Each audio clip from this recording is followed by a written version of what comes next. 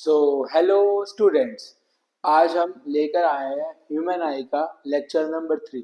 तो बच्चों lecture number 3 थोड़ा सा डिले हो गया था क्योंकि मुझे कई बार शादी में जाना था। बट अब से लेक्चर आएंगे आपके रेगुलर 11th के भी, 12th के भी और 10th क्लास के भी। अब लेक्चर रेगुलर आने वाले हैं।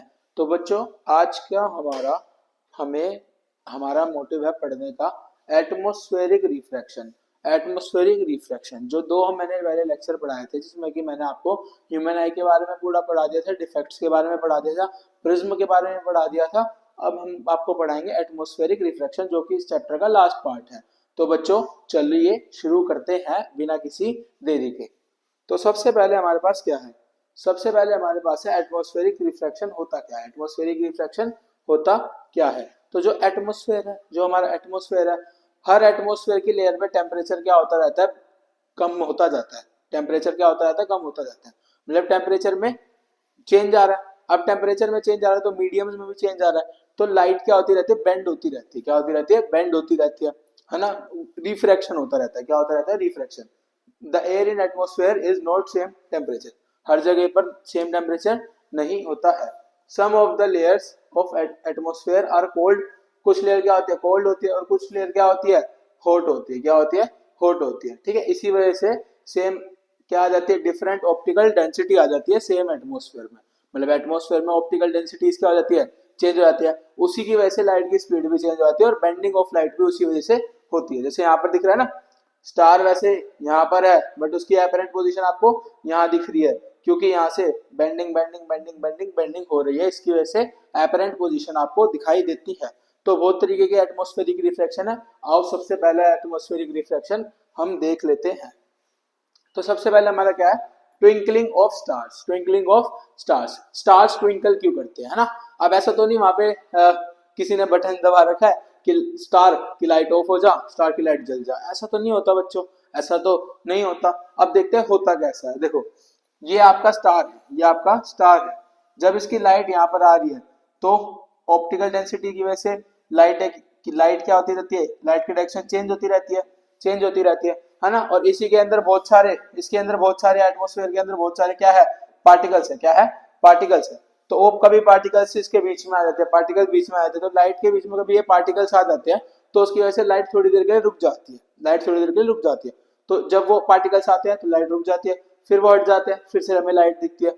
तो उसी की वजह से वो ट्विंकलिंग होती है। उसी की वजह से वो ट्विंकलिंग होती है। The twinkling of a star is due to the atmospheric refraction. की वजह से एटमॉस्फेरिक रिफ्रैक्शन की वजह से कॉन्टिन्यूसली चेंजिंग एटमॉस्फेयर, जो एटमॉस्फेयर कॉन्टिन्यूसली चेंज होता रहता है, चेंज होता रहता है। उसी की वजह से स्टार की लाइट क्या होती रहती है? इंक्रीज होती रहती है और डिक्रीज होती रहती है। एटमॉस्फेयर में जो चेंज आते रहते हैं उसी की वजह से स्टार की लाइट क्या होती है? कभी इंक्रीज होती है, कभी डिक्रीज होती है, कभी इंक्रीज होती है, कभी डिक्रीज होती है। तो उसी की वजह से हमें क्या लगता है कि क्या हो रही है? ट्विंकलिंग हो रही है। क्या हो रही है? ट्विंकलिंग हो रही है। किसकी? स्टार की। किसकी? स्टार की। तो बच्चों यही रीजन है किसका? स्टार के ट्विंकल करने का। देखो लाइट आ रही है, लाइट आई, यहाँ से क्या हो गई? क्या हो गई? एटमोस्फेयर में चेंज आ रहा है, चेंज आ रहा है, चेंज आ रहा है। तो यहाँ से जब ऐसे मुड़ गई तो लाइट कम हो गई। फिर दोबारा तुम्हारी आंखों की तरफ दिखी तो लाइट बढ़ गई, फिर कम हो गई, फिर बढ़ गई, फिर कम हो गई, फिर बढ़ गई। तो इसी की वजह से आपको क्या दिखता है कि स्टार क्या हो रहे हैं? ट्विंकल हो रहे हैं। क्या कर रहे हैं? ट्विंकल कर रहे हैं। और जो बच्चों नेक्स्ट पे चलते हैं। बट प्लैनेट्स क्यों ट्विंकल नहीं करते? प्लैनेट्स क्यों ट्विंकल नहीं करते? देखो बच्चों, स्टार जो है ना, ये अर्थ है। स्टार अर्थ से बहुत दूर है। फार, फारदेस्ट है ना, फारदेस्ट है मतलब बहुत दूर है। क्या है? बहुत दूर है, मतलब बहुत ज्यादा दूर है। ठीक है। तो एक पॉइंट सोर्स की तरह एक्ट करते हैं। किसकी तरह एक्ट करते हैं? पॉइंट सोर्स की तरह। तो यहाँ से जो लाइट आती है वो कॉन्टिन्यूसली चेंज होता रहता है रिफ्लेक्शन की वजह से। तो ये टिमटिमाते हैं, तो ये टिमटिमाते हैं। बट जैसे अगर स्टार दूर से ऐसा दिखा तो प्लैनेट इतनी पास है, प्लैनेट इतनी पास है, तो प्लैनेट एक बिग ऑब्जेक्ट है। क्या है? प्लैनेट एक बिग ऑब्जेक्ट। तो ये टिमटिमाता नहीं है। ये स्टार के कंपैरिजन में एक पॉइंट सोर्स नहीं है, ये थोड़ा बड़ा है स्टार से, इसलिए ये टिमटिमाता नहीं है। इसलिए प्लैनेट ट्विंकल नहीं करते, प्लैनेट ट्विंकल नहीं करते। The continuously changing atmosphere is able to cause variation in light coming from a point size star. Star क्या है? पॉइंट साइज है। बट बट बट प्लैनेट का क्या है? बिग साइज है। प्लैनेट का क्या है? बिग साइज है। इसकी वजह से वो ट्विंकल नहीं करता। तो बच्चों ये क्वेश्चन आपका आ भी सकता है। Why do planets not twinkle? Why do planets not twinkle? अब देखो star seen higher than they actually are, मतलब स्टार है, अगर जहां पर आपको स्टार दिख रहा है, स्टार वहां नहीं है एपरेंट पोजीशन, स्टार उसकी जो रियल पोजीशन है वो थोड़ी नीचे है, थोड़ी नीचे है। तो ये क्या है, एक्चुअल पोजीशन है किसकी, स्टार की। आ जाओ नेक्स्ट पेज पे, और बड़ा करके लिख रखा है। ये क्या है, एक्चुअल पोजीशन है किसकी, स्टार की। किसकी, स्टार की। लाइट यहाँ से सीधी सीधी आई, फिर बेंड हुई, फिर बेंड हुई, और बेंड हुई, और बेंड हुई, और बेंड हुई, और यहाँ पर जो ऑब्जर्वर है उसको क्या दिखेगा कि स्टार क्या है, सामने है, स्टार का है सामने, बट स्टार किधर है, उससे थोड़ा नीचे, उससे थोड़ा नीचे है, उससे थोड़ा नीचे है। और थ्योरी पढ़ लेते हैं, थ्योरी में क्या लिखा है। When a starlight enter Earth atmosphere, it passes through the layer of air. ये लेयर ऑफ एयर से पास थ्रू कर रही है, ठीक है। डिफरेंट टेम्परेचर, अलग अलग टेम्परेचर और डेंसिटी से क्या हो रहा है, ग्रेजुअल चेंज आ रहा है किसमें, रिफ्रैक्टिव इंडेक्स में, और इसकी वजह से कॉन्टिन्यूसली रिफ्लेक्शन हो रहा है किसका, लाइट्स का towards the normal, towards the normal, जिसकी वजह से क्या हो रही है, बेंडिंग हो रही है, जिसकी वजह से क्या हो रही है, बेंडिंग हो रही है। और इसी बेंडिंग की वजह से हमें क्या पोजीशन दिखती है, एपरेंट पोजीशन दिखती है किसकी, स्टार की। किसकी, स्टार की। अब मेरे आंखों में लाइट ऐसे आ रही है सीधी, तो मैं तो ये समझूंगा कि सामने से ही लाइट आ रही है, मैं तो ये समझूंगा कि सामने से लाइट आ रही है। मुझे क्या पता वो बैंड हो करके आ रही है मेरे पास में, मैं तो समझूंगा मेरे पास सामने से लाइट आई है। तो इसी की वजह से क्या आती है, एपरेंट पोजीशन हमें दिखाई देती है किसकी, स्टार की। एपरेंट पोजीशन हमें किसकी दिखाई देती है, स्टार की। किसकी, स्टार की। चलो भाई आगे चलते हैं। अब क्या होता है, एडवांस में आपको सनसेट दिखता है, सनराइज दिखता है और सनसेट दिखता है। एडवांस में सनसेट दिखता है और डिले होता है सनराइज में। 2-2 मिनट का फर्क होता है बच्चों, कितने कितने मिनट का, 2-2 मिनट का। तो देखो इसके सबसे, ओ सॉरी सॉरी बच्चों, मेरे पे अलग से मैंने बना रखा, तो मैं इसको जूम करके दिखा देता हूँ। देखो ये आप ऑब्जर्वर हो, नन्हे मुन्ने बैठे हो आप आराम से, ये ऑब्जर्वर हो, ठीक है, आप ऑब्जर्वर हो, ठीक है। ये क्या है, आपका होराइजन है। क्या है ये, आपका होराइजन है ना। जैसे मैं यहाँ खड़ा हूं तो मैं सीधा देख सकता हूँ, तो मेरा होराइजन है। क्या है बच्चों, होराइजन है। अब सन आपका यहाँ पर है, सन आपका यहाँ पर है, मतलब होराइजन से नीचे है, होराइजन से नीचे, मतलब अभी सनराइज हुआ नहीं है, हमें दिख रहा है एडवांस में, अभी सनराइज हुआ नहीं है बट हमें एडवांस में दिखाई दे रहा है, दिखाई दे रहा है। तो ये लाइट ऐसे सीधी सीधी सीधी सीधी आई, सीधी सीधी आई, है ना, और ये ऐसे बेंड हो जाएगी, क्या बेंड होकर के आपको दिखेगी, मतलब लाइट ऐसे सीधी आके बेंड होकर आपको दिखेगी। बट और आपको क्या लगेगा, आपको लगेगा कि सन कहाँ है, इधर है, कहाँ है, इधर है, कहाँ है, इधर। लेकिन आपकी आंख में ऐसे आए ना, वो ऐसे आए तो आपको लगेगा इधर ही है, किधर है, इधर है। तो यही क्या होती है, एपरेंट पोजीशन होती है किसकी, सन की। किसकी, सन की। किसकी, सन की। जब सनसेट होता है तब भी ऐसा होता है, जब सनसेट होता है तब भी ऐसा होता है कि सन नीचे जा चुका है बट आपको ऊपर दिख रहा है। तो 2 मिनट जल्दी दिखता है सन हमको, और 2 मिनट ज्यादा भी दिखता है, मतलब दिन में 4 मिनट हम सन को ज्यादा देख पा रहे हैं, दिन में 4 मिनट हम सन को ज्यादा देख पा रहे हैं। देखो ऐसा ही कुछ लिखा है, the sun about 2 minutes before the actual sunrise, हम सन को 2 मिनट पहले देख सकते हैं सनराइज के, और 2 मिनट बाद में देख सकते हैं सनसेट के, 2 मिनट बाद में देख सकते हैं सनसेट के। The actual sunrise takes place when the sun is above the horizon, असली रिफ्लेक्शन, असली सनराइज कब होता है, जब अबव होराइजन आ जाता है। लेकिन हमें रिफ्लेक्शन की वजह से क्या दिख जाता है, वो पहले ही दिख सकता, दिख जाता है, पहले ही दिख जाता है। और सनसेट कब होता है, जब वो होराइजन से नीचे चला जाता है, लेकिन रिफ्लेक्शन की वजह से हमें बहुत देर तक वो दिखाई देता रहता है, बहुत देर तक वो हमें दिखाई देता रहता है। तो यही क्या है, ये भी किसकी वजह से हो रहा है, एटमॉस्फेरिक रिफ्लेक्शन की वजह से हो रहा है, एटमॉस्फेरिक रिफ्लेक्शन की वजह से ये भी हो रहा है। अगला देखो, अगला क्या है, अगला है स्कैटरिंग ऑफ लाइट। अगला क्या है बच्चों, स्कैटरिंग ऑफ लाइट। अब स्कैटरिंग ऑफ लाइट क्या हो रहा है, स्कैटरिंग ऑफ लाइट हो क्या रहा है, the interplay of light with objects around us give rise to several spectacular phenomena in nature. देखो जैसे टिंडल इफेक्ट है, वो भी किसका एग्जांपल है, स्कैटरिंग ऑफ लाइट का। मतलब लाइट का रिफ्लेक्शन हो रहा है जो एयर में या किसी भी चीज में पार्टिकल्स है, किसमें है, पार्टिकल्स। अब देखो ऐसे तुम्हारा कमरा होगा, एक छोटी सी जगह से रोशनी आ रही है उस कमरे में, एक छोटी सी जगह से रोशनी आ रही है, तो उसमें जितने भी डस्ट पार्टिकल है वो उसके साथ कोलाइड कर जाते हैं, क्या कर जाते हैं, कोलाइड कर जाते हैं, और वही हमें क्या दिखता है, स्कैटरिंग दिखती है, वही हमें क्या दिखती है, स्कैटरिंग। वो सारे पार्ट्स क्या हो जाते हैं, उसमें लाइट टकरा टकरा के अच्छे से फैल जाती है, क्या हो जाती है, फैल जाती है। इसी के एग्जाम्पल हमें कहाँ देखने को मिलते हैं, एक blue colour of sky, sky का कलर ब्लू क्यों होता है, colour of water in deep sea, मतलब वाटर का कलर डीप सी में ब्लू कलर का क्यों होता है, the reddening of sun at sunrise and sunset, जब सनराइज होता है सनसेट होता है तो वो रेड कलर का क्यों दिखता है। तो ये सब किसकी वजह से होता है, स्कैटरिंग ऑफ लाइट की वजह से। किसकी वजह से होता है, स्कैटरिंग ऑफ लाइट की वजह से होता है। आ जाओ अब हम इसको अच्छे से देख लेते हैं। सबसे पहला इफेक्ट कौन सा है बच्चों, टिंडल इफेक्ट। सबसे पहला इफेक्ट कौन सा है, टिंडल इफेक्ट। कौन सा, टिंडल इफेक्ट।